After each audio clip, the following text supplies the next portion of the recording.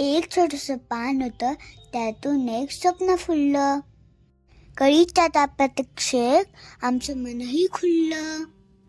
रात्र झाली, चांदण्या पडल्या आणि क्षण सुंदर झाला. ब्रह्मकमळ उमलला आणि हा प्रवास आमचा कायमचा मनात राहिला. नमस्कार मित्रांनो, आजचा व्हिडिओ थोडासा खास आहे, कारण आपण आज ऐकणार आहोत छोट्या कळीची खूप मस्त गोष्ट. साधारण आम्ही 1 वर्षापूर्वी छोटंसं ब्रह्मकमळचं पान लावलं होतं.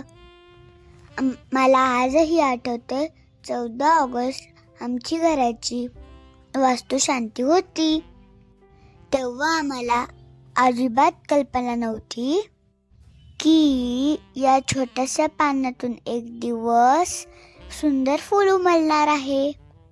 हळूहळू ते पान वाढू लागलं, झाड मोठं झालं आणि एक दिवस आम्हाला त्या झाडाला छोट्या छोट्या 2 कळ्या दिसल्या. बस तेव्हापासून जणू काय आमच्या घरात दिवाळीचा सणच चालू झाला. सगळ्यांचं लक्ष त्या झाडाकडेच.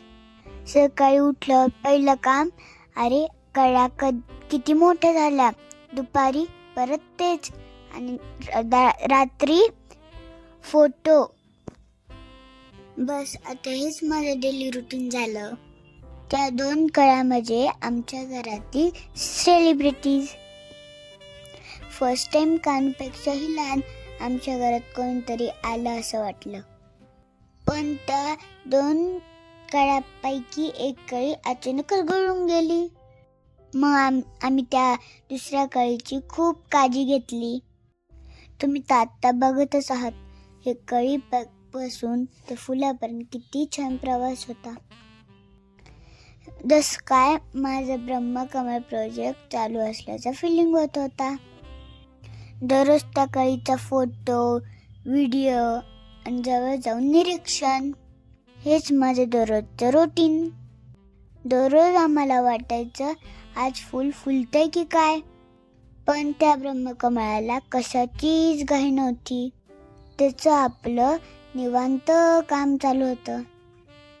ते शांतपणे त्याचा हळूहळू प्रवास करत होतं. हळूहळू कळीपासून ते फूल झालंय. सगळे म्हणतात ब्रह्मकमळ उमलताना जे बघतं त्यांचं नशीब खूप चांगलं असतं. कळी हळूहळू वाढत गेली, अशा मनात फुलत गेली.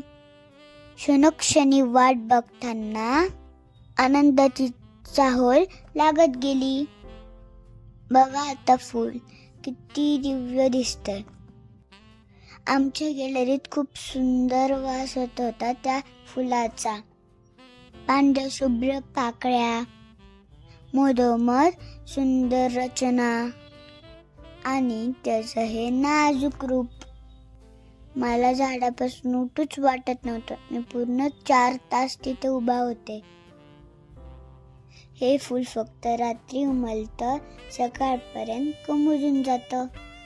ते उमलल्यानंतर आम्ही त्याची पूजा केली. असं म्हणतात महादेवांना हे फूल खूप आवडतात, म्हणून आम्ही हे फूल महादेवांना अर्पण केलं. असेच सुंदर व्हिडिओ बघायला माझ्या चॅनलला लाईक करा, शेअर करा आणि सबस्क्राईब करा. झाडे लावा, झाडे जगवा. जय शिवराय मित्रांनो, भेटूया पुढच्या ब्लॉगमध्ये. बाय.